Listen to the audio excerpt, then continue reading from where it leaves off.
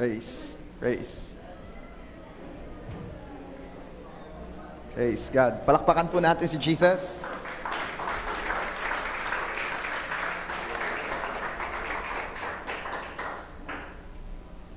Kumusta po kayo? Pabuti ng pabuti, paayos ng paayos, pabanal ng pabanal. Amen. Yung naniniwala sa diniklara niya, palakpakan mo ng the best si Jesus. Okay. Good morning po. Magandang umaga po. Ayan. Marami pa ang wala maya-maya parating pa lang. Okay. Jeremiah 29:11, "For I know the plans I have for you, declares the Lord, plans to prosper you and not to harm you, plans to give you hope and a future." Pinag-usapan po natin ito last Sunday. At sabi ko sa inyo, ito po ay part 1 kasi may part 2. At ito po yung part 2 ngayon. Pero tingnan muna natin, ano ba pinag-usapan natin sa part 1? Hinimay po natin yung first part. At nakita natin na number 1, "For I know," ang sabi ni Lord doon, dahil alam niya ang plano niya para sa atin at siya ang nakakaalam. Sabihin mo nga sa iyong katabi, hindi ko alam, hindi mo alam, si Lord ang nakakaalam. At dahil si Lord ang nakakaalam, marapat lamang na ang hanapin ay ang nakakaalam ng plano. Kasi yung iba, they're seeking after the blessing. They are seeking after the good plan. But they're not seeking the one who made the plan. And only the one who made the plan ang kayang magpaliwanag at magpaunawa nito sa iyo. What else? Nabanggit ko rin po sa inyo last Sunday na even if malaman mo ang detalye ng plano, you can't trust that plan unless you know the one who made it. Diba? Ang hirap po. May makita kang plano. Pagkakatiwalaan mo ba agad yun? I-apply mo ba agad yun sa buhay mo? Hindi. Unless makilala mo ng lubusan ng gumawa ng plano yun, ng planong yun. Mag-gain ang trust mo. Diba? At magiging maliwanag lamang sa iyo na ang planong yun ay para talaga sa iyo dahil naunawaan mo na ang gumawa ay nagmamahal sa iyo. Okay? So, for I know, only God knows the good plans na Kanyang ginawa para sa atin. What else?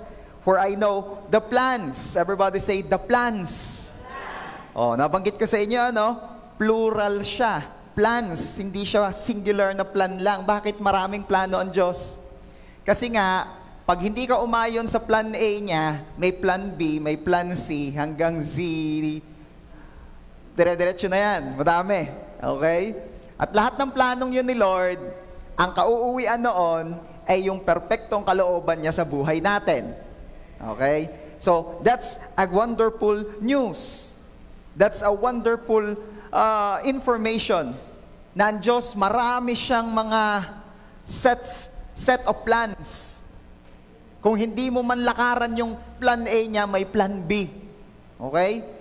Pero, binalanse rin natin yung last Sunday, sinabi ko sa inyo na hindi porket maraming plano si Lord, gagawin mo ng gagawin ang gusto mo at pag sa pahuli na, saka ka nasasakay sa plano niya.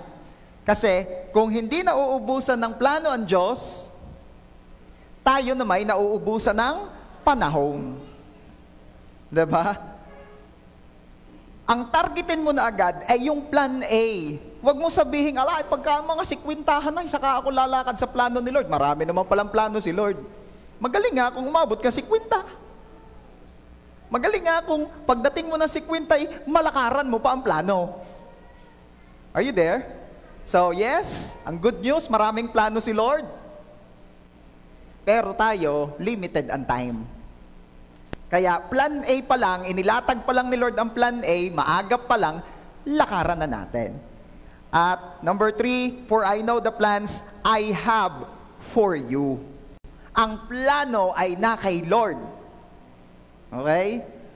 Bakit hindi binigay na agad sa iyo? Pwede namang, for I know the plans I gave to you. Diba? Bakit hindi pa ibinigay agad? At ang sabi ay nasa akin. Sapagkat ang disenyong ito na ginawa ng Diyos ay upang siya ang hanapin natin at hindi ang plano. Upang ang nagplano ang nasahing lubos kaysa ang plano ang nasahin. Nakakalungkot po, marami kahit Kristiyano na ang gusto yung plano. Lord, ano bang plano mo sa akin? Diba? Baka masagot ka ng Diyos, ako ang iyong nasahin muna, saka ako sasabihin sa iyong plano ko. Dahil kahit maibigay ko sa iyo ang plano ko at malaman mo ang plano ko, kung hindi mo naman ako lubos na kilala, hindi mo pagkakatiwalaan na riineng. Hindi ka magtitiwala utoy sa magandang plano ko, unless makilala mo muna ako, kaya ako muna. That's what God wants na mangyari. Are you there? Ngayon po, papasok na tayo sa part 2 at number 4 na po tayo. Okay? And what's number 4? Nahimay na natin. For I know the plans I have for you. Number 4, plans to prosper you and not to harm you. At dito po iikot ang ating pag-uusapan ngayong umaga. But before that, let's pray. Father, we praise you, we glorify your name, we honor and adore you. We magnify your name. We worship you for who you are and for what you've done. Lord, thank you for this wonderful day. Salamat po sa biyaya na makapag-Sunday service. Biyaya niyo po ito, yung kami makarating dito, yung provision po ninyo, yung desire, yung good health, yung availability, lahat ay biyaya po ninyo. Thank you so much, Lord. We ask forgiveness sa aming mga karumihan, sa lahat naming mga pagkukulang kalabisan, sa lahat naming mga kamalian. Forgive us and cleanse us with your blood, Lord Jesus. Thank you, Lord, for the grace of forgiveness. We receive it in Jesus' name.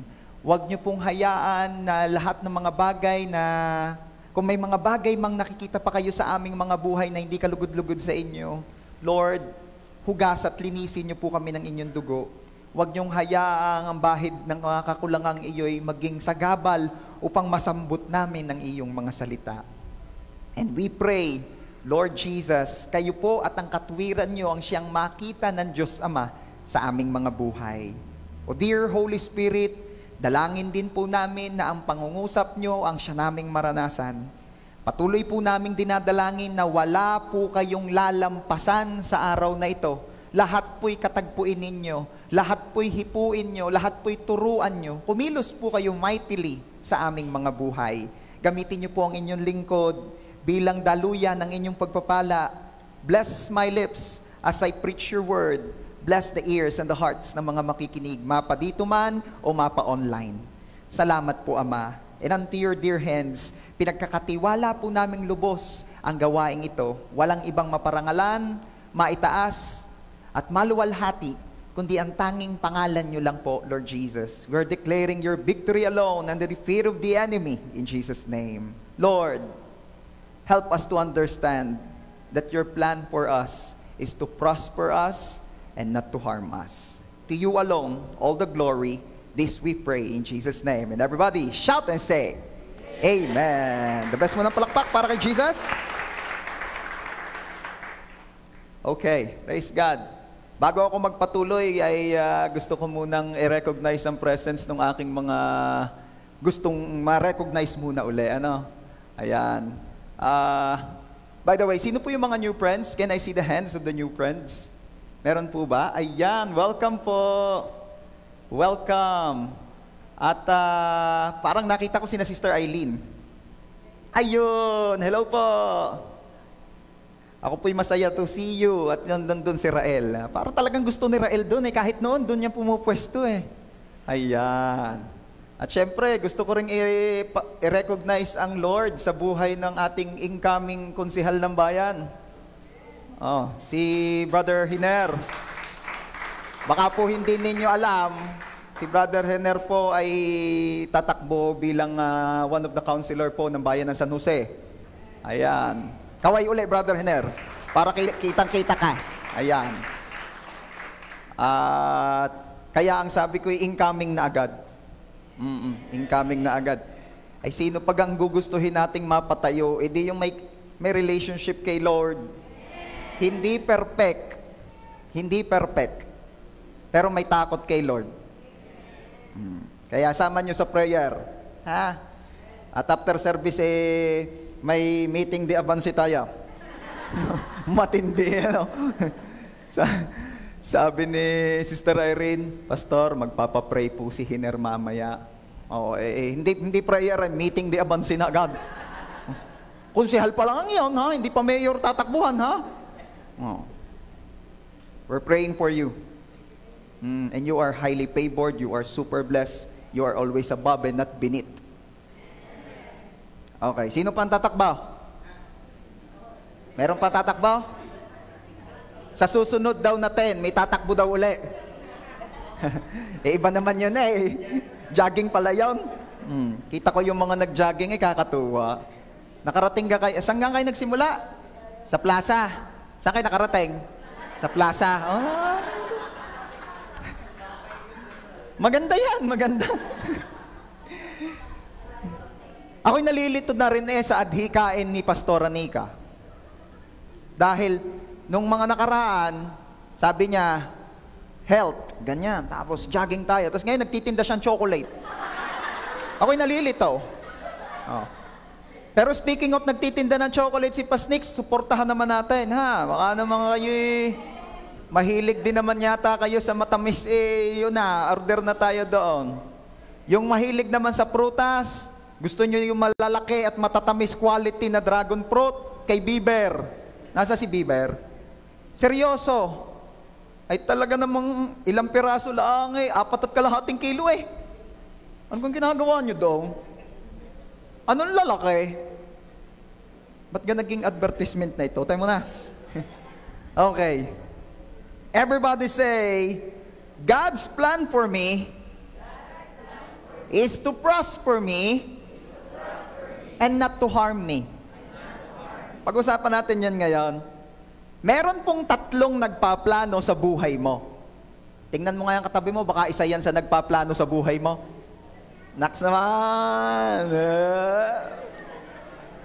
Ganda naman ang ngitian na yan. Talaga lang. Sabi nung lalaki to sa babae, pinagpaplanuhan kita. Ayan, naman. Sabi naman ng babae, siguraduhin mong maganda yan. Oh. Okay. Ilan nga uli ang nagpaplano sa buhay natin? Sino-sino yon? 3 ang nagpaplano sa buhay mo. May plano, una, ang kaaway. John chapter 10, verse 10a, the thief comes only to steal and kill and destroy. Yan ang plano ng demonyo. Yan ang plano ng kaaway sa buhay natin. Ang tayo ay nakawan, ang patayin, ang kung anuman. Hindi naman laging pinapatay ibuhay lamang pwedeng negosyo. Pwedeng ang pag-iibigan sa pamilya. Pwedeng ang pag-asa. Pwedeng oportunidad. Madami.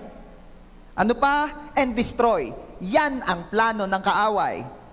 Good news, kung may plano ang kaaway, may plano naman ang Diyos. So ang Diyos ang pangalawang may plano para sa iyo. Ano ang plano ng Diyos? Yun nga ang ating binasa kaninang verse, Jeremiah 29:11. For I know the plans I have for you, declares the Lord. Plans to prosper you and not to harm you, plans to give you hope and a future. At ang sabi ni Jesus, sa continuation ng John chapter 10 verse 10, the thief comes only to steal and kill and destroy. I came that they may have life and have it abundantly. Wow. Sabi mo nga sa katabi mo, may plano ang Diyos sa buhay mo. At ano ang plano niya? Ang plano o isa sa plano ni Lord sa atin ay pasaganain tayo. Plano ng Diyos na pasaganahin ka. Parang hindi kayo naniniwala. Ang sabi ko, plano ni Lord na pasaganahin ka. Lord, pasaganahin nyo na nga po yung mga pumalakpak. Yung hindi ho, may second chance.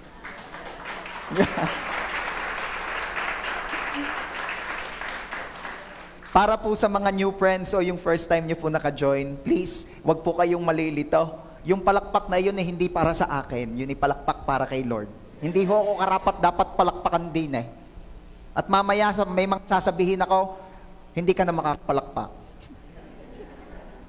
Okay, tuloy po natin. Kung plano po ng Diyos na pasaganahin tayo, what are the proofs? Ano ba mga pruweba mo, Pastor? What are the proofs that God's plan is to prosper us?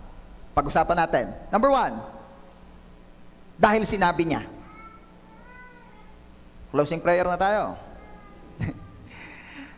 Yung ganun may pagpupulungan pa, ay sinabi ng Diyos na plano niyang pasaganahin tayo, kailangan niyo pa ng pruweba. Oh. Pero sige, makulit di bigyan ng pruweba. Again, in Jeremiah 29:11, ano ang sabi ng Diyos? I know the plans I have for you, plans to prosper you. Bakit ko po gustong ma-remind ang bawat isa na isa sa patunay na gusto ni Lord na pagpalain tayo ay dahil sinabi niya.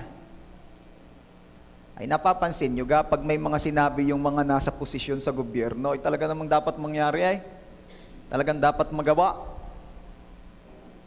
Ay how much more ang sinabi ng hari, ng mga hari, ay hindi talaga ito pwedeng mabali. At ano pa? Bakit ko ito sinasabi sa inyo? Meron po kasing mga nagsasabi o nagtuturo na hindi na daw dapat pinag-uusapan sa church ang prosperity.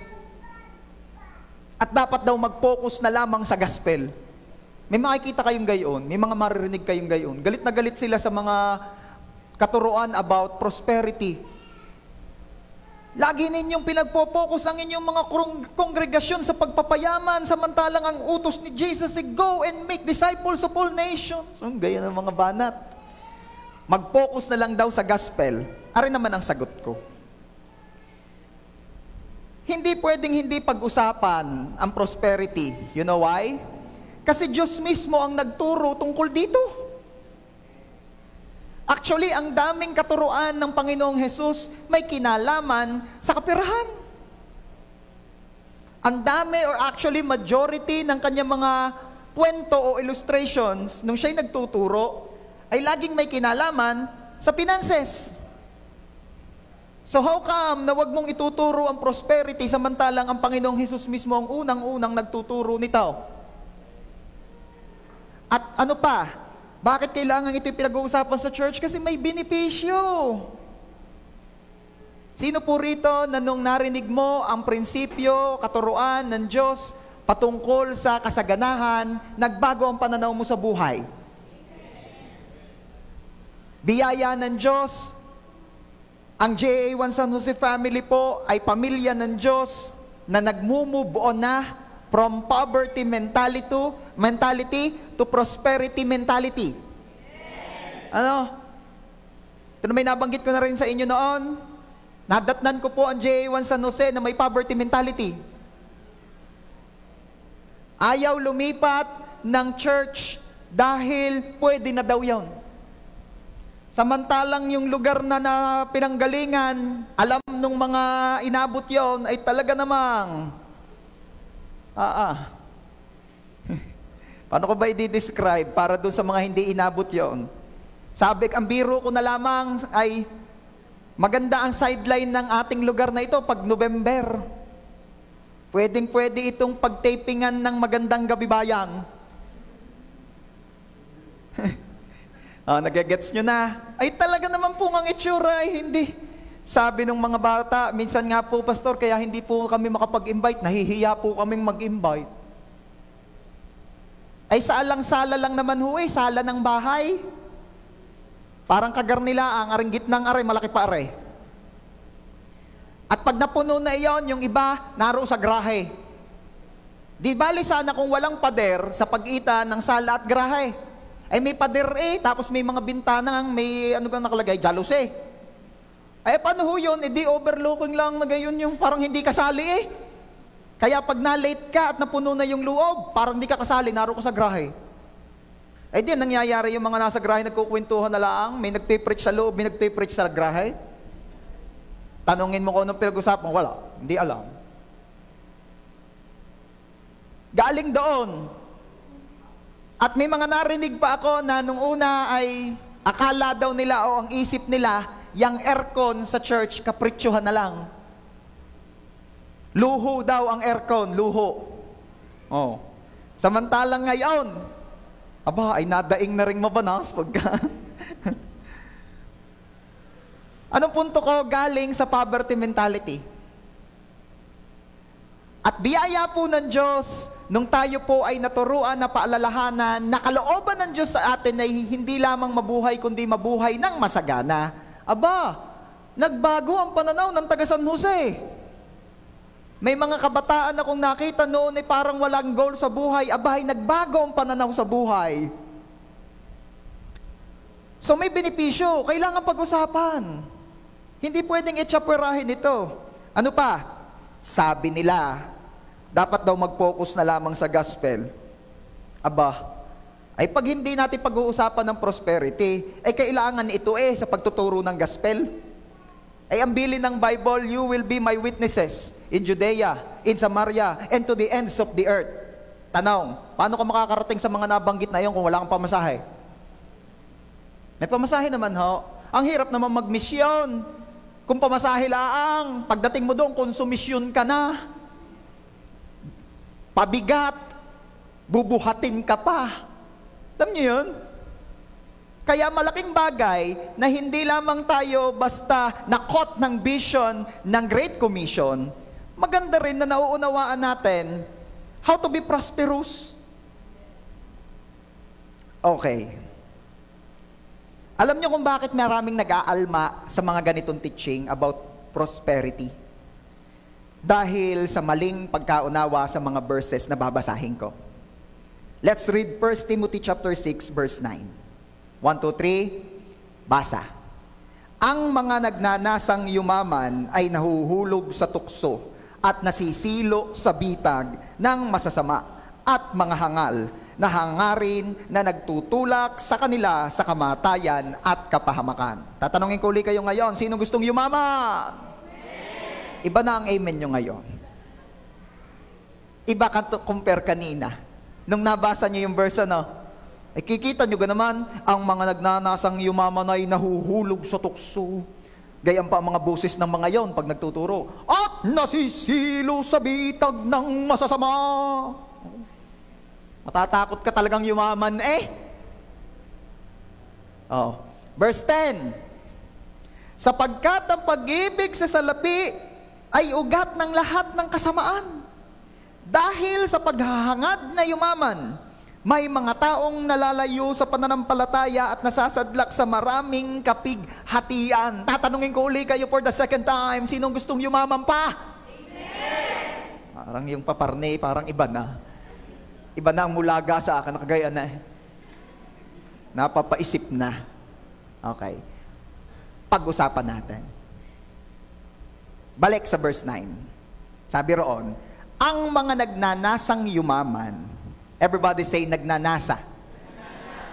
Hindi lang naman yung pagyaman ang nahuhulog sa tuksong ninanasa mo. Basta may ninanasa ang tao, yan natutukso. Tama. Tatlo lang naman yung hinahangad ng tao sa buhay at laging pinagbabasihan ng kaaway para tayo'y tuksuhin. Yung 3 P's sa life. Ano nga yung 3 P's? Position, possession, passion. Diba? Possession. Everybody say possession. Position. Passion.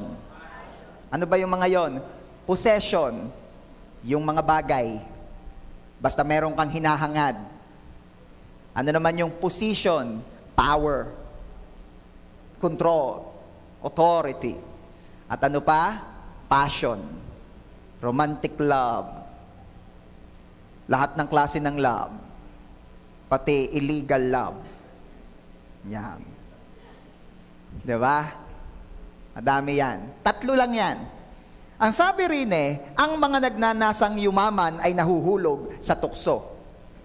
It just happened na din yung pagnanasang yumaman ang specific na nabanggit. Pero ulitin ko, lahat ng pagnanasa can lead somebody to sin. Actually, temptation naman muna hindi naman sin agad Lalo na kung sobra. Sabihin mo nga, pag sobra. Kasi yan pagnanasa Yan intense desire. Yung maggustuhin mo, hindi yun masama. Pero pagka lampas na sa gusto, Nagnanasa ka na. Diba? Kasama kayang pakinggan. Sino rito yung sa usual na pag-uusap, ginagamit mo yung pagnanasa? Halimbawa, may crush ka, sinasabi mo, may pagnanasa ako sa'yo. Hindi mo naman sinasabi yon. Ang sinasabi mo, gusto kita. Diba? Diba, Ken? Opo daw. Diba, Ken Fitz? Diba? Nung nagsabi ka ba kay Gloopy, sinabi mo ba, may pagnanasa ako sa'yo? Wala, di ba? Ay, iwanan ko yan. Kahit pogi yan, nalayasan ko, tatakbuhan ko yan, Pagnanasa, Di ba hindi mo yung ginagamit? Kasi yung ginagamit mo lang gusto. Pag bibili ka, magkano po ang kilo ng mangga? Di ba? Ay siya, bigyan mo ko ng 2 at ako may pagnanasa din yan. Hindi mo ginagamit yung term na yon kasi yun ay extreme. Yun ay lampas sa normal. Ang normal, gusto. Sabihin mo nga, ang normal, gusto. Abnormal na pagpagnanasa. So, hindi masama, listen to this, hindi masamang gustuhin mong yumaman. Ang masama at magdudulot sa iyo o magdadala sa iyo sa tukso ay pag nagnanasa ka na. Yung di ka na magkakatulog, wala ka nang ibang iniisip kundi, yumaman. Paano yumaman? Kung yung mga bulate sa MIB ay ang gusto'y kape, alam niya yan? Itong mga nagnanasang yumaman, wala ibang iniisip yung kundi yumaman. Nag-a-abroad sila. Yumaman. Okay. Tuloy, ang mga nagnanasang yumaman ay nahuhulog sa tukso at nasisilo sa bitag ng masasama at mga hangal na hangarin na nagtutulak sa kanila kapatid. Okay. So, pagsagad, pagsubra. Okay. Paano po, Pastor, malalaman pagka hindi na lamang ko gustong yumaman kundi nagnanasa na ako? Number 1 na sintomas. Kapag nagnanasa kang yumaman, tingnan ang katabi. Balik sa tingin sa akin. Wala, yan, pinatingnan ko lang sa iyo. Ay ito, number 1 sintomas, listahe. Kayo ay nagkakaroon ngayon ng spiritual check-up. Number 1 sintomas ng mga nagnanasa ng yumaman, lampas na sa gusto lamang. Ipinagpapalit mo si Lord sa mga paraan para yumaman. Papa! Mag-asawang sampilong. Okay? Kapag okay lang sa iyong hindi gawin ang ipinagagawa ni Lord for the sake na yumaman. Di na nag-church. Nag-OOT sila. Yumaman. Ayaw mag-church. Sumaside hustle sila. Yumaman. Yun ang number 1 sintomas. Pandalawa, listahe at nang mamaya may reseta na. Pandalawang sintomas na hindi na lamang gusto kundi nagnanasa ng yumaman. Hindi masunod ang prinsipyo ng Diyos patungkol sa finances. Ano ibig sabihin? Hindi makapag-tithes. Dahil mahal na mahal ang kayamanan, ayokong lumayo ka sa akin. Hindi ako papayag nang mawawala ka sa akin. Kung di ka rin lang magiging akin, hindi ka magiging kanila.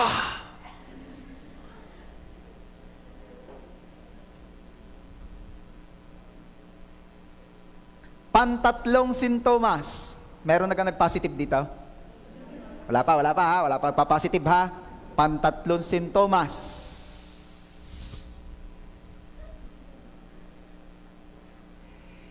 Hindi si Lord ang tinitingnang source.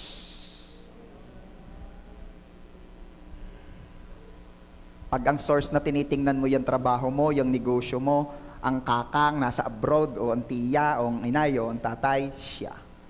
May problema ka. Pastor, gusto ko na ho ng reseta. Mamaya reseta.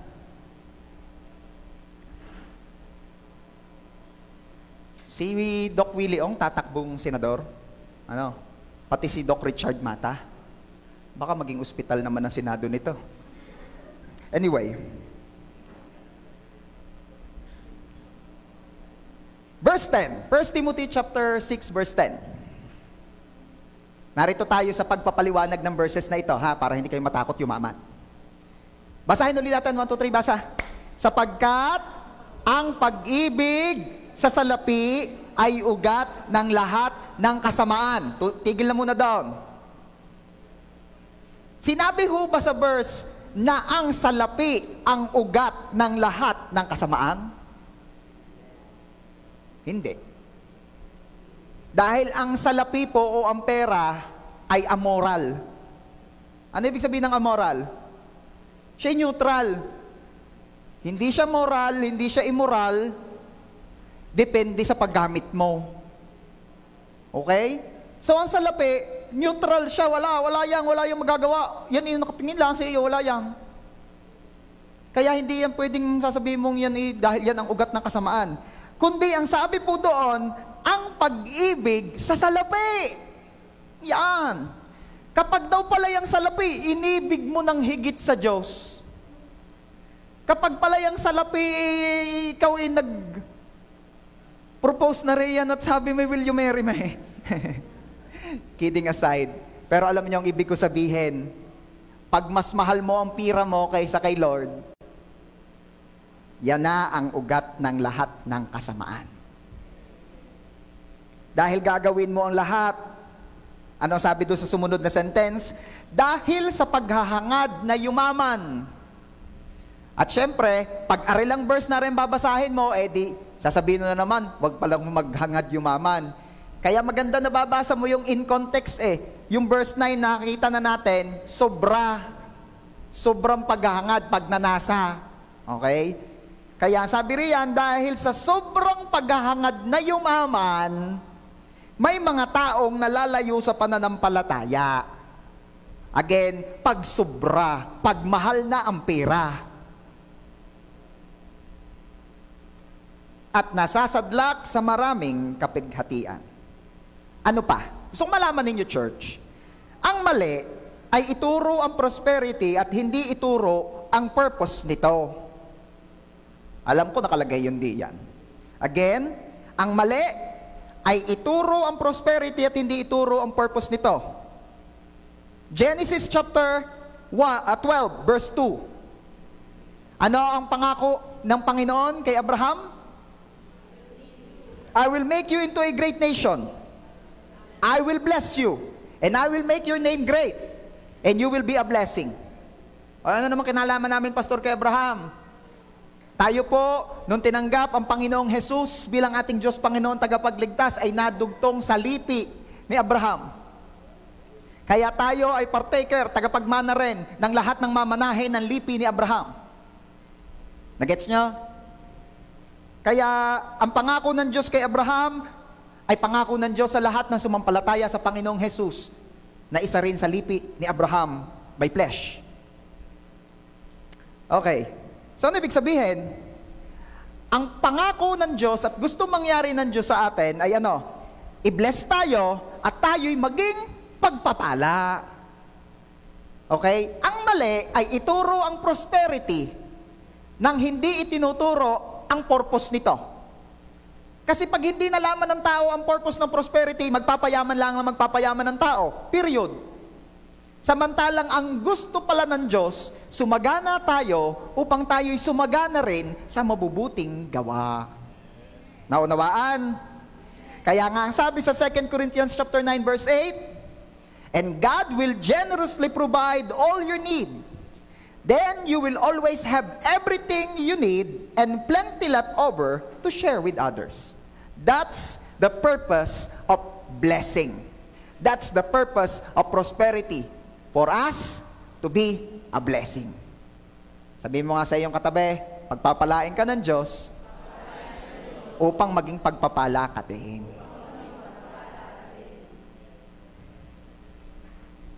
Number 2, ano pa ang isang proof na plano talaga ng Diyos to prosper us? Naparito si Jesus that we may have life and have it abundantly. You see? Isa sa mga purposes ng Panginoong Jesus, kaya siya pumunta rito, ay hindi lang tayo bigyan ng buhay, kundi bigyan tayo ng buhay na masagana. John chapter 10 verse 10, once again, let me read it to you. The thief comes only to steal and kill and destroy. I came, sabi ni Jesus, I came that they may have life and have it abundantly. Wow! Isa sa purposes ni Lord, kaya siya pumunta sa lupa, ay ano? Para bigyan ka ng buhay na masagana. Kaya wag mong aakalain na hindi plano ng Diyos sa iyo na i-prosper ka. Gusto at plano ng Diyos na i-prosper ka kasi yan ang isa sa dahilan kaya siya nagkatawang tao. Meron pa akong babasahing verse sa inyo. 2 Corinthians chapter 8 verse 9. For you are recognizing more clearly the grace of our Lord Jesus Christ, His astonishing kindness, His generosity, His gracious favor, that though He was rich, didiin ko, that though He was rich, yet for your sake, He became poor. Diba? Bakit daw? So that by His poverty, you might become rich. At dinescribe pa ng Amplified Version kung ano ibig sabihin ng rich, abundantly blessed. Wow! Ang Panginoong Jesus ay naparito at hinayaan niyang siya'y maging dukha dito sa lupa for your sake. Sabihin mo nga, for my sake.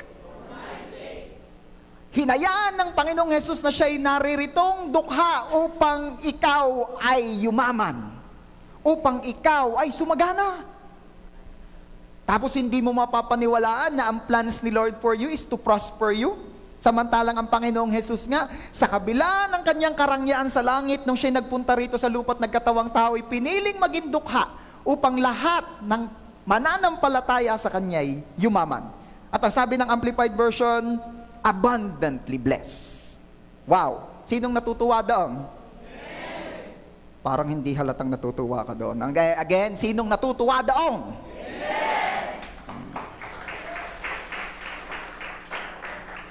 Sige na nga. Naniniwala na ako. Okay. Ang kalooban pala ng Diyos sa atin is not just to give us life, but give us abundant life. Kaya kung di ka pa abundantly blessed, kagaya ng sinabi ng Amplified Version ng 2 Corinthians 8:9, hindi pa yan ang sukdulang kalooban ni Lord sa iyo.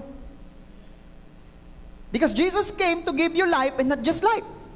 Not just an ordinary life, but an abundant life. Meron akong iiwan sa inyo. Alam nyo, ito ang kalooban talaga ng Lord sa atin. God wants you to thrive and not just to survive. Ano ibig sabihin niya, Pastor? Ano ba yung tribe? Hindi po yun yung laging kinakanta nila ditong, eyo, ibang spelling nun. Tribes pati ho yan. Okay? Ano ibig sabihin ng tribe? Yan ho ay aking ni-research ng kaunti, nagpatulong na rin ako kay Pastora. Isa lang ho ang nakita ko, ang natandaan kong maganda. Ibig sabihin pala niyan ay to flourish. Ikaw ay mamukadkad, ikaw ay sumagana. Diba? Ang kalooban pala ng Diyos sa iyo, ay hindi lang laging budgeted life just to survive.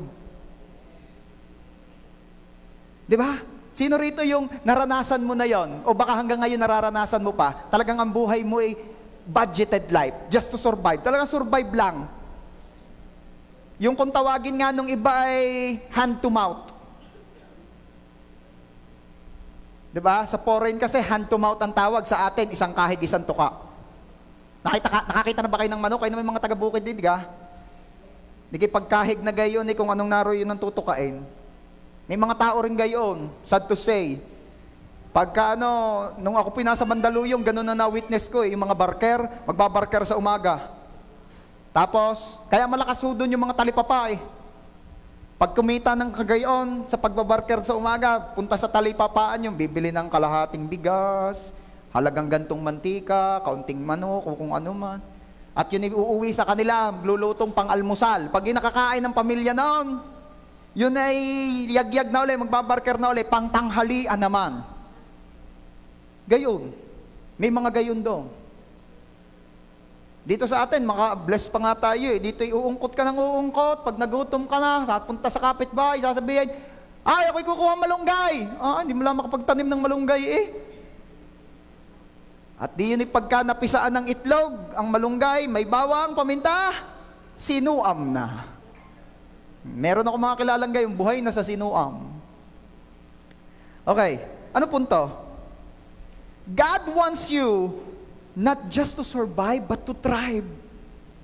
Ang kalooban ng Diyos sa atin ay hindi lang ang mabuhay, kundi mabuhay ng masagana.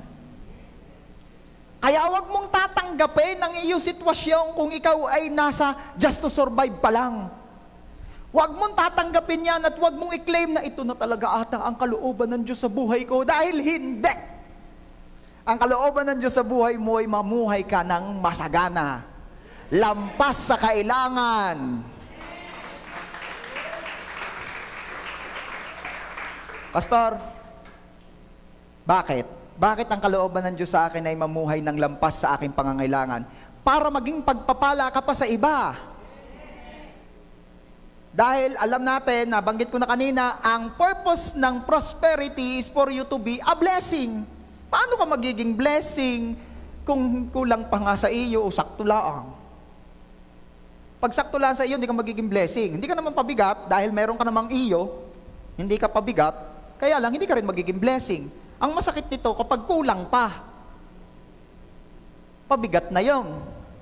Kaya lagi kong binabanggit din sa inyo, no, kapag ikaw hindi pasok doon sa lahat ng sobrang-sobra, dapat wala kang sinasandalang iba. Ano ibig sabihin nun?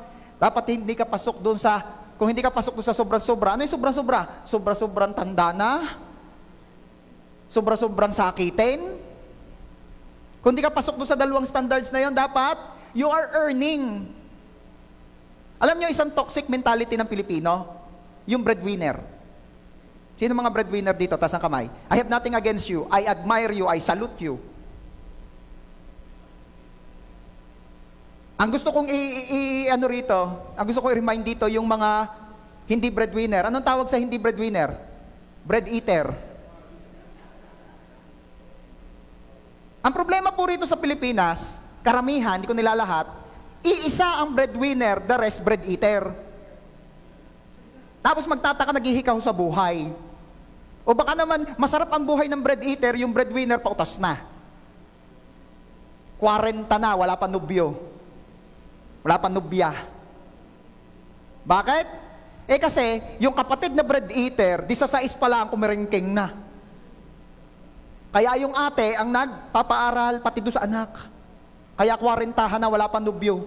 Maraming napapaibig, hindi na napapansin kasi kayod kalabaw. Breadwinner. So, ano maganda? Maganda lahat breadwinner. If you are a bread eater, then you should be a breadwinner. If you don't want to be a breadwinner, then don't eat bread.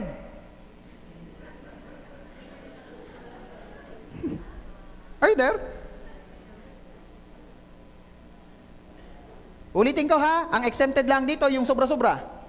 Sobrang tanda. Baka naman ubentahan na, pinagtatrabaho mo pa, mahiya ka naman. At ano pa, sobrang masasakitin. Gusto naman magtrabaho, wala lang tumanggap. Nag-a-apply pa lang, umubo na ng umubo. Sino naman tatanggap doon? Anong ina-apply ang kargador? Ay, kargador saan? Sa Fortune Cement. Ay wala, hindi tatanggapin yan. Are you there? Sila lang ang exempted, mga kapatid. Ano pa? Meron pa palang isa, sobrang bata. Ha? Magagalit kayo sa akin pag sinabi kong si Elise pinagtatrabaho ko na. Diba? Kung endorser, vlogger, ayos lang. Mga magagaan na gayon. Pero pag kayo si Elise naman ang sasabihin ko, ikaw ang magtataguyod ng pamilya natin. Tunay naman. Okay. So, pwede ba? Hanggang dito na lang sa henerasyon nating ito, yung mga breadwinner na yan. Everyone should earn at least a little. Para lang ikaw may naidagdag. Toxic mentality ng Pilipino yan. Nakakaawa yung breadwinner. Nakakaawa. Nasasagad. At hindi dapat maging palasandal, lalo na kung Kristiyano ka. Huwag ka lagi nakasandal kung kanino. Time will come, yan sinasandalan mo, guguho yan. Wala kang sasandalang hindi guguho. Tingnan mo nga yung upuan mo. Baka lahat guguho. Kaya wag pala sandal. What else? Wag din naman magpakamatay sa hanap buhay. Meron naman doon talaga namang Lagi kong nilsasabi ito, no? Yung pera kikitain, pero yung panahon hindi. Pero babalansihin natin, hindi porket sinabi ko yun pag-iigihin mo naman ang pag-enjoy sa iyong panahon. Maganda na habang may panahon ka pa at malakas ka pa, ika'y kumikita. Dahil time will come, hindi na uubra. Kahit pa ikaw ang pinakamagaling sa kumpanya nyo ngayon, time will come, merong papalit sa iyong mas magaling, mas fresh, mas bata, mas good looking. Aminin na natin. Talagang hindi kalabaw ang natandalaang. At wag din sagad-sagad sa hanap buhay. Taas ang kamay ng mga may hanap buhay, mapanegosyo man yan o empleyo, taas ang kamay. Wag sagad-sagad sa hanap buhay. Bakit? Ayokong dadating dun sa time na magpapapray ka sa akin at sasabihin mo, Pastor, ipag-pray nyo po kung ako'y gumaling. Bakit?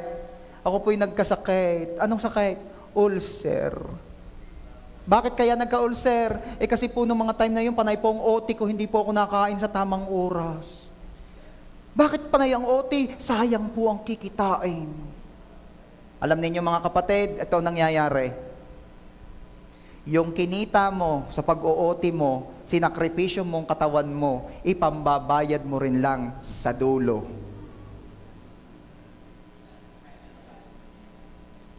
Or else, yumamang ka ng sagad-sagad dahil ibinenta mo talaga namang ipinaalipin mo ang katawan mo sa mga employer mo. Ano na mangyayari? Ay tapos hindi naman na nagkasakit, biyaya ni Lord hindi naman na nagkasakit, di ka? Yung kinabukasan hindi na nagising. Yung gayon na lang. Di ba? Sino rito yung sobra-sobra ka sa OT, feeling mo lumalampas ka na sa pader?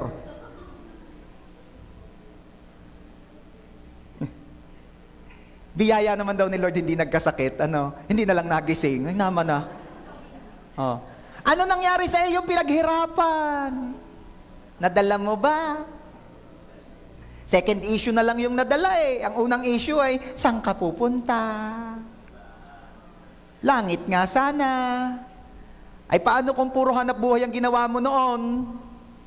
Ikaw ay Kristyanuhan, anong pupuntahan mo? Di langit-langitan.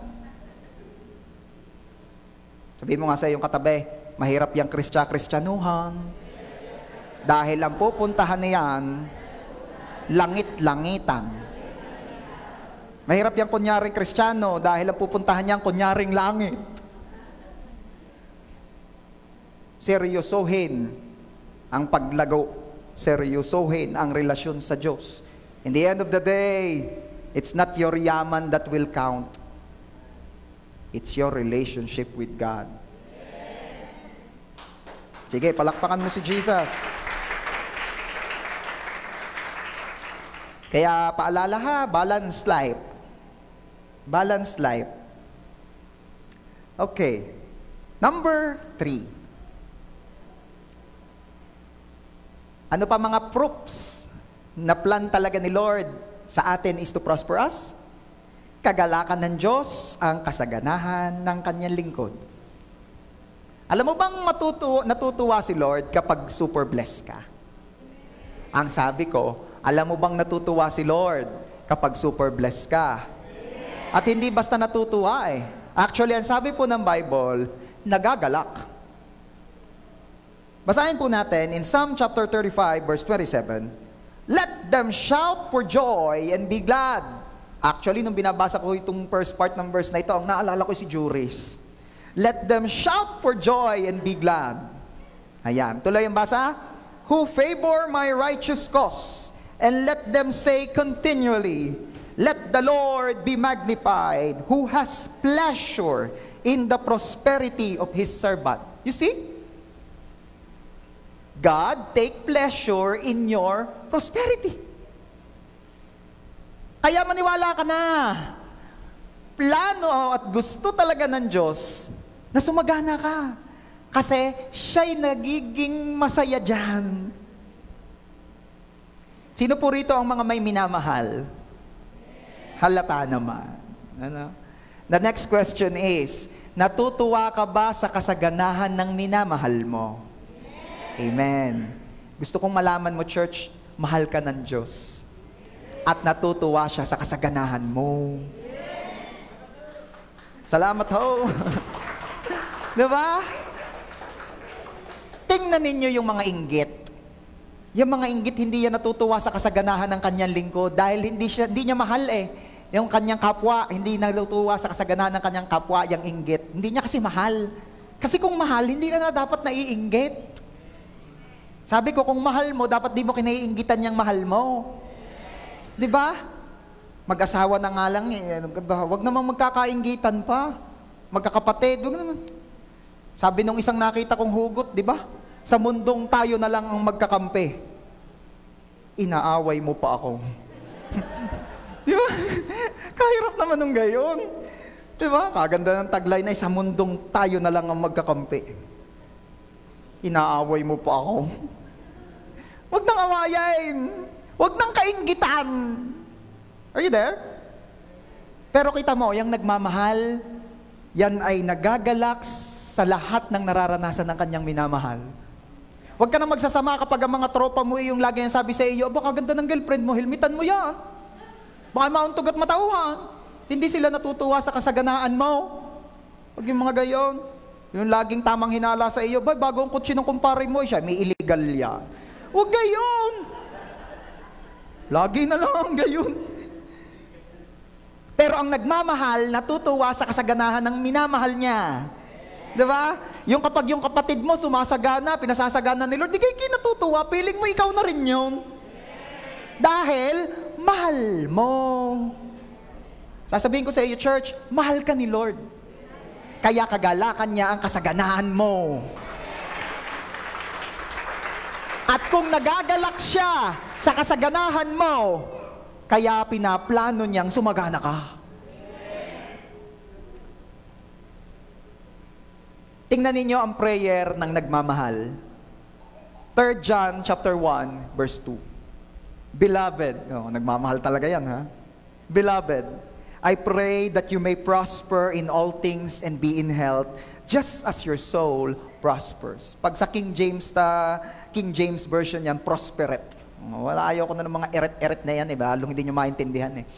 Anong sabi ni John? Doon sa kanya sinulatan, minamahal, dinadalangin ko na ikaw ay sumagana sa lahat ng bagay. Gayaan ang nagmamahal. Ang dalangin ng puso'y sumagana ka. At uulit-ulitin ko't di ako mananawa, mahal ka ng Diyos. At ang gusto niya, ang prayer niya, ang heart's desire niya, sumagana ka. Kaya wag na wag mong aayawan yan. Wag na wag mong sasabihin, hindi, yan nanguuto lang yan, pastor na yan. Ha? Sa mauto ko kayo? At yumaman kayo, hindi ko mapapalakaw. Di kayo lang naman talaga rin ang yayaman. Pero, ito ang desire ko. Na pag sumagana ang bawat isa, at actually, sumasagana na, sabi ko, sumasagana na, ay sumagana rin sa mabuting gawa. Anong kadagandahan pagka ang bawat isa ay sumagana sa mabuting gawa? Dadami ang makakaranas ng pagpapala sa pamamagitan ng buhay mo at ano ang magiging bukang bibig nila? Mabuti si Lord. At lahat sila ay dadalhin ng Diyos palapit sa Kanya. Because God's kindness leads us to repentance. Marami makakakilala kay Lord. Pagkaga si Konsehal Hiner, ay marami ang natulungan. At laging mga bukang bibig pag may nagpapasalamat, Konsehal, thank you. Ay nako, salamat sa Diyos. Biyaya laang. Ay di sasabihin ng mga tao, ay mabuti nga ang Diyos. Alam mo ba na ikaw ay representante ng Diyos? Alam mo ba ikaw ay representative ni Lord? Sabi nga ng Bible, we are the ambassadors. Sabi mo nga sa katabi mo, ambassador ka pala? Yes! Tayo ay kumakatawan sa Diyos. May kakwento ako sa inyo. Meron akong kwento. Up After po ng World War II. Ayan. Kaya sa pakiusap po sa mga mag-asawa, wag na kayong magbabag para wag na magka-World War III. After po ng World War II, grabe po ang tindi ng naging hirap sa mga bansang inaapektuhan nito. At meron pong isang batang lalaki na sumisilip-silip sa may glass window ng isang panaderya, Rosales Bakery. Na-promote na. At tinitingnan ng bata yung tinapay. Kasarap. Pero hindi ko afford. Wala kaming pera. Dumating ang isang sundalo. Tinanong yung bata, "Utoy, gusto mo kang tinapay?" Wala, natango lang. Hindi convince Dahil that time, talagang tao padamutan. Sobrang hirap ng buhay Ginawa ng sundalo, binili yung tinapay, ibinigay doon sa bata. Alam niyo kung anong sagot ng bata? Alam niyo kung anong sinabi ng bata doon sa sundalo nagbigay sa kanya ng tinapay? Ito ang tanong niya, "Diyos ka ba? Ikaw ba ang Diyos?" Dahil hindi malubos maisip ng bata na may magbibigay sa kanya ng tinapay sa mga panahong iyon. Anong point ko? Ikaw ay representative ni Lord. Ano man ang iparanas mo sa kapwa mo, ayon ay naranasan nila sa Diyos. Kaya always be good. Always be kind. Hindi yung 2 minuto pang nadidelay dahil may nagbababa ng kung ano man sa sasakyan at nakaharang sa iyo. Pinakapita mo ng tanghali na kami, malilate kami sa church. Sinabi mo pang church, kakahiya.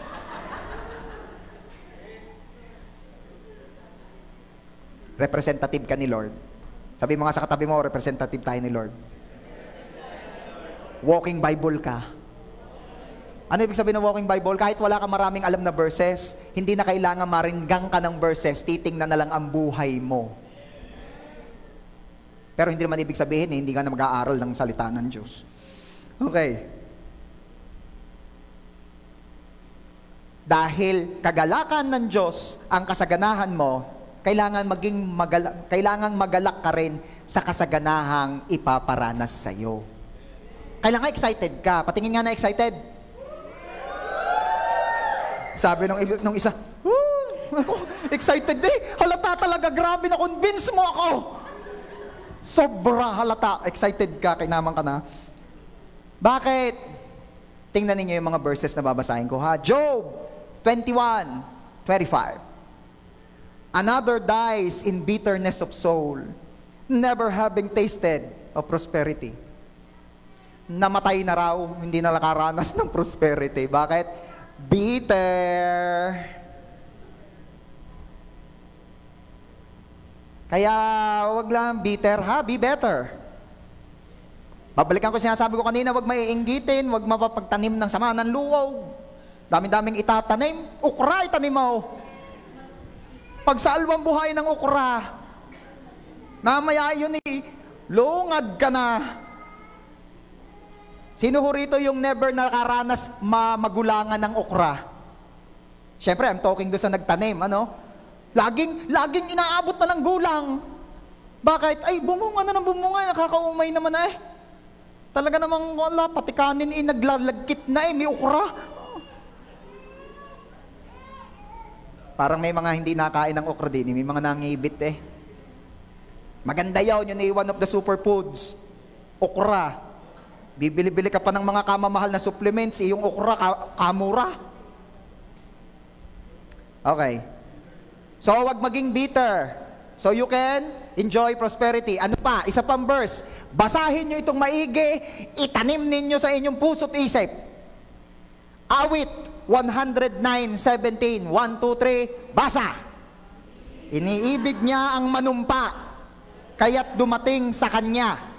At hindi siya nalugod sa pagpapala, kaya't malayo sa kanya. Yeah. Closing prayer. Ang iniibig ay hindi pagpapala o maging pagpapala, kundi ang iniibig ay manumpa, mang-away. Huwag nga kayong napakatatapang. Sabi nung isang vlogger, Bulkang Taal, Batanggin niya ka talaga.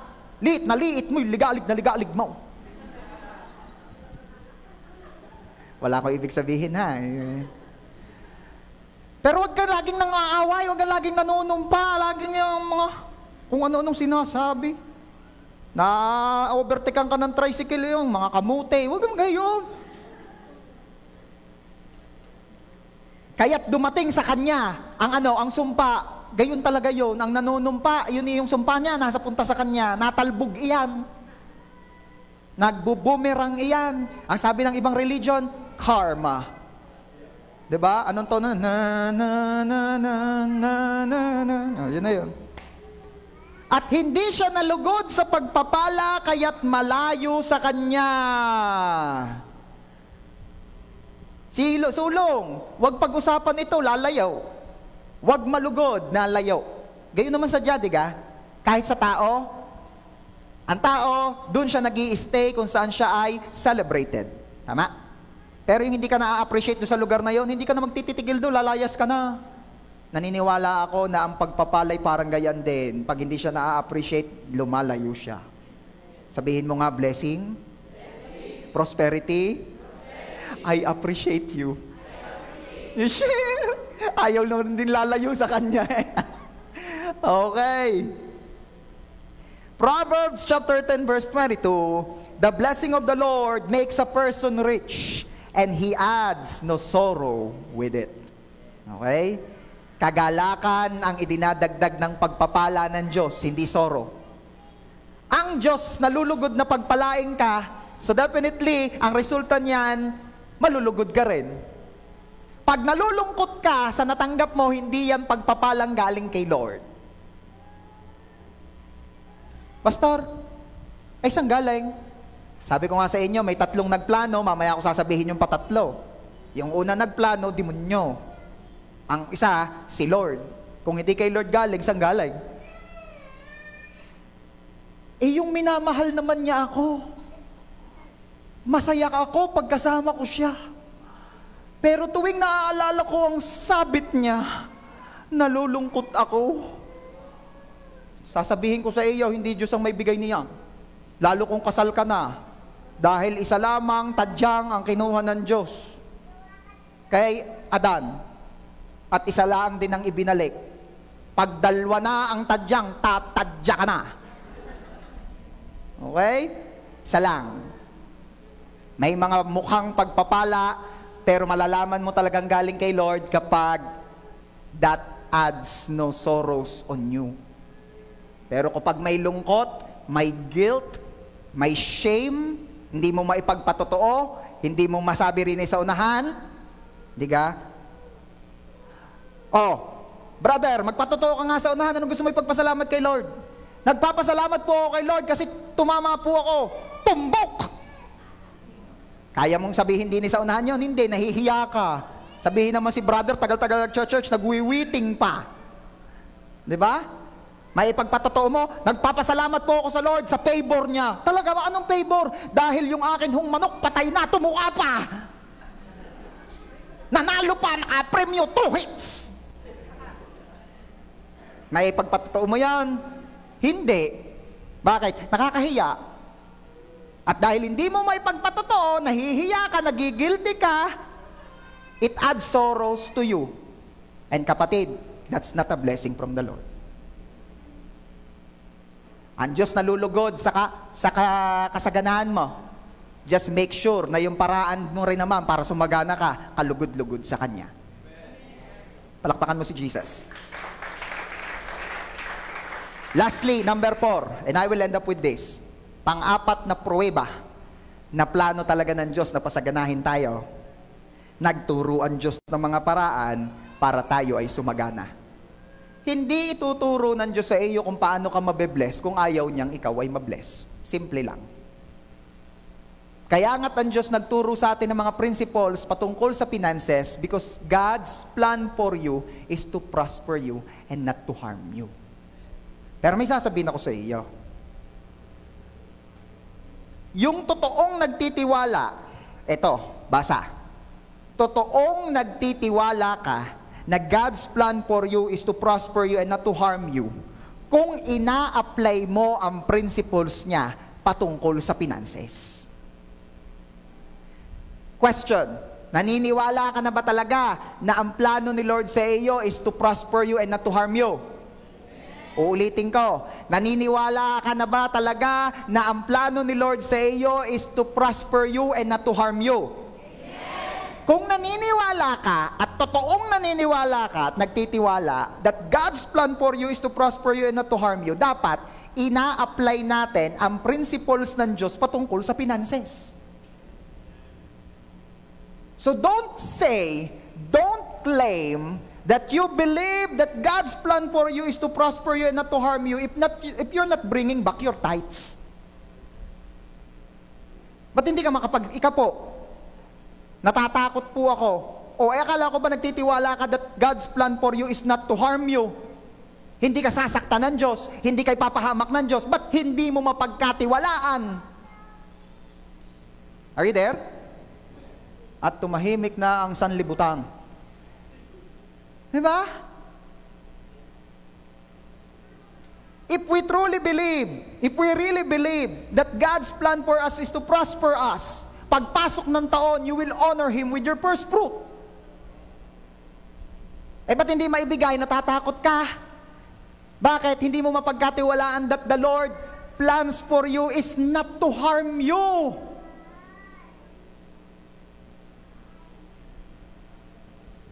Tahimik na. Kanina maingay eh.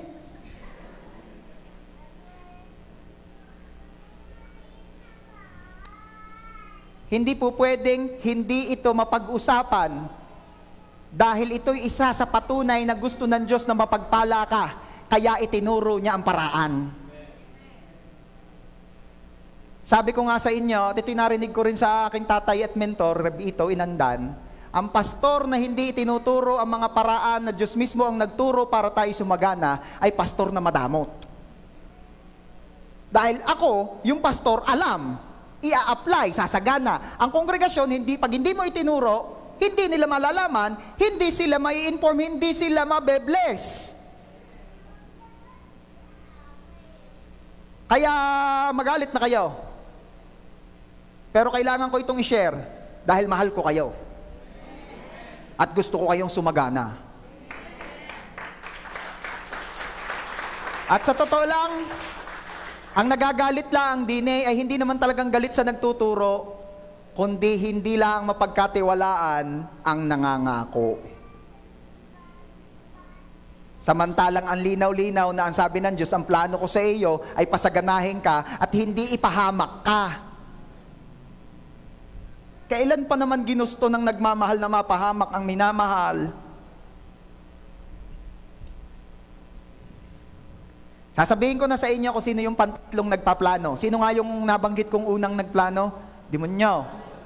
Ang padalwa ay ang Diyos. Ito ang pangatlo. Ang patatlong nagpaplano, ikaw. Ikaw. May plano demonyo. May plano ang Diyos. May plano ka din.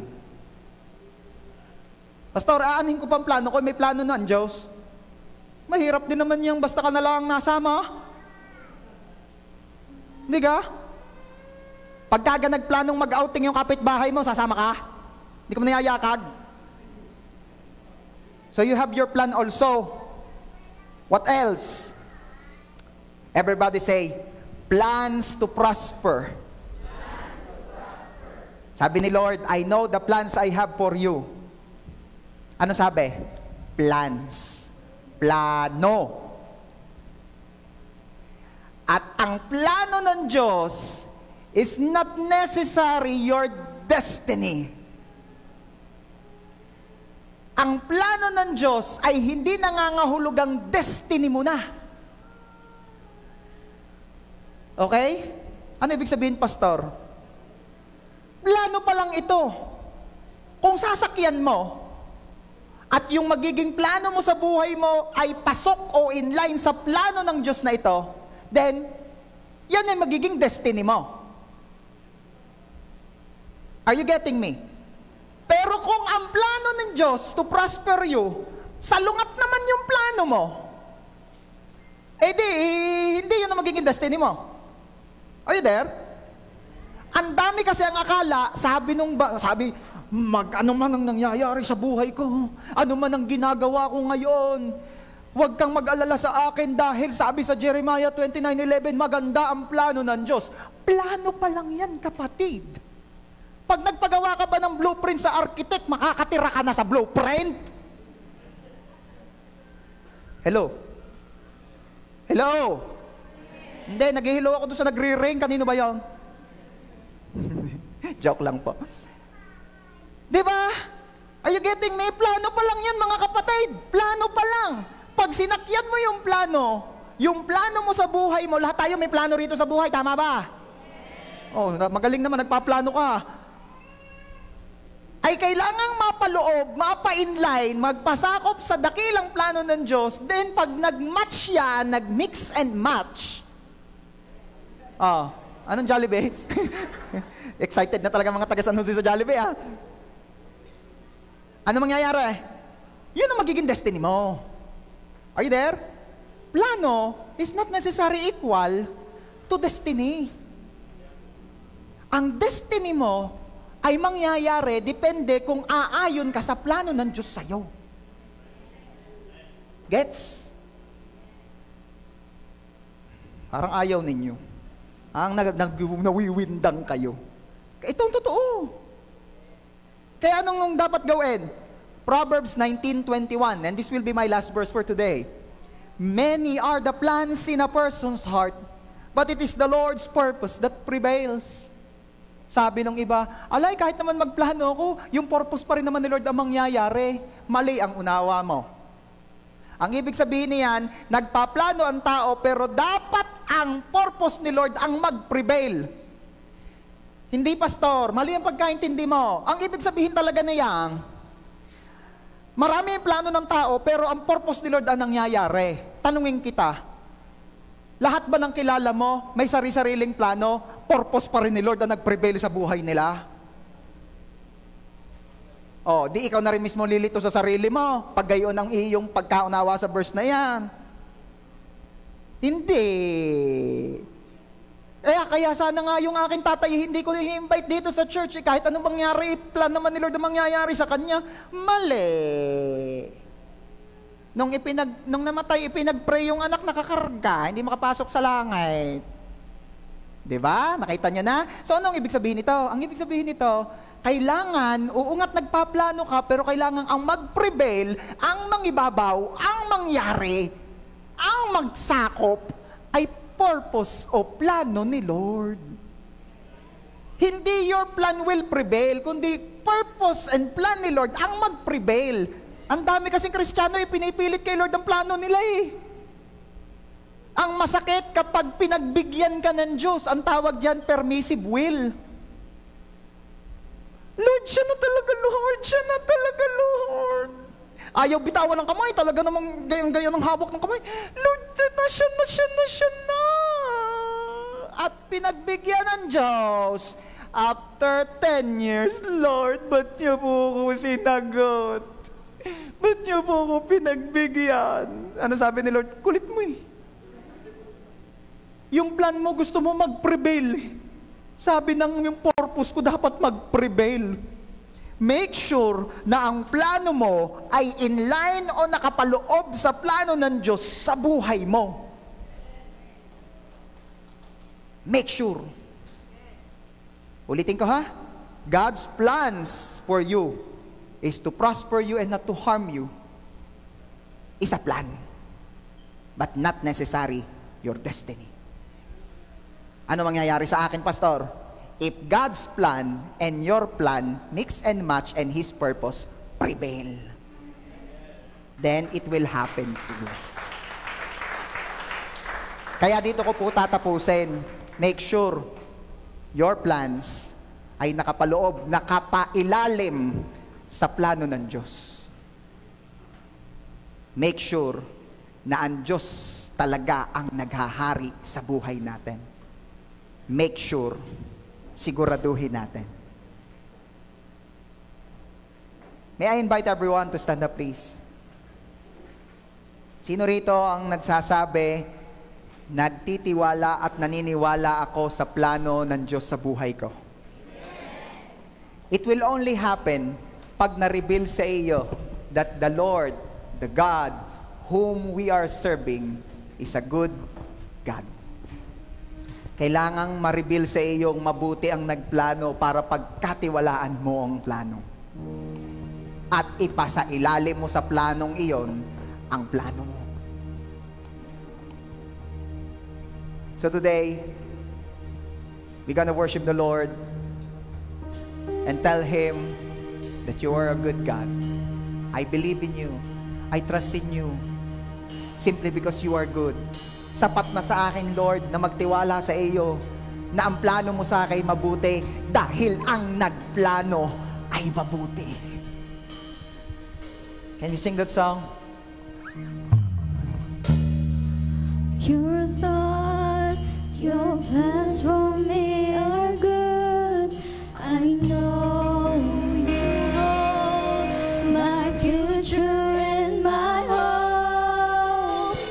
Your promises never fail.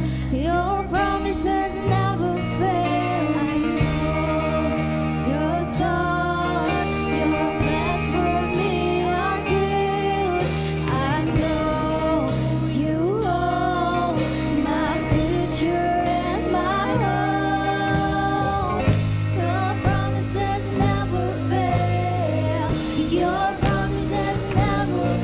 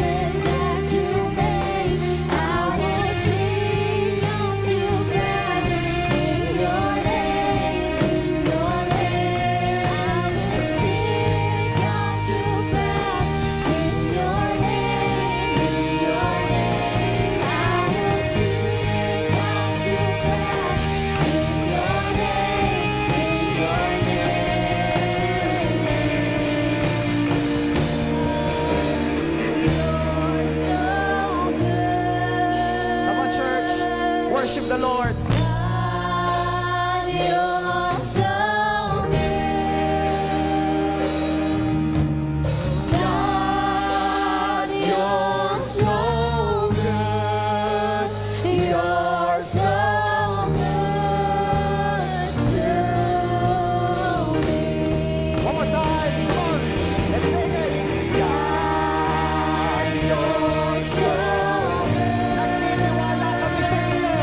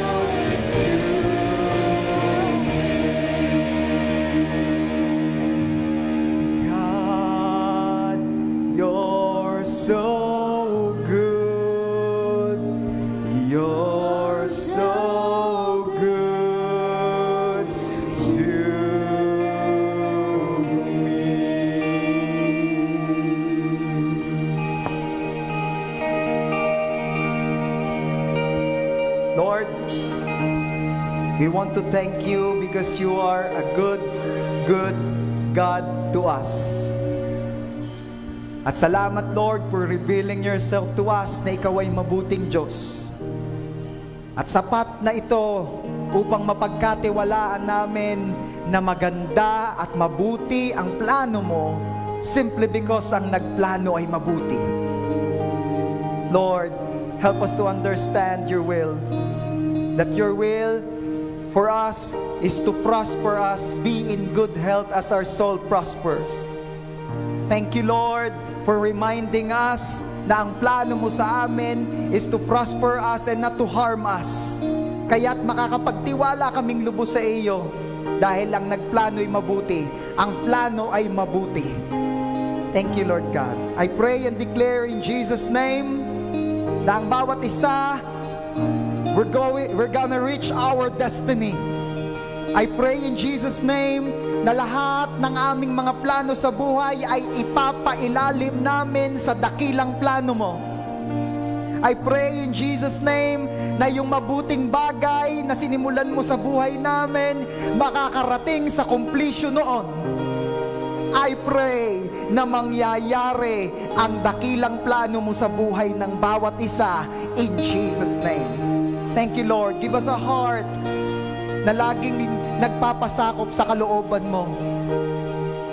Bless us with a life na ang kinikilalang hari at masusunod ay ikaw. Thank you so much, Father. To you alone, all the glory and honor. Ito po ang aming prayer in Jesus' name. Amen. God bless you.